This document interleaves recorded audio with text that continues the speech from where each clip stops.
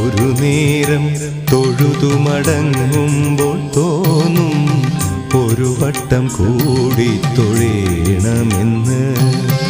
ഒരു വട്ടം കൂടി തൊഴുമ്പോഴും തോന്നും ഇതുവരെ തൊഴുതത് പോരെന്ന്. അകതാരിൽ നിറയുമീ അനുപമ നിർവൃതി ഗുരുവായൂരമ്പലത്തിങ്കൽ മാത്രം. ഒരു നേരം തൊഴുതു മടങ്ങുമ്പോൾ തോന്നും ഒരു വട്ടം കൂടി തൊഴേണമെന്ന്.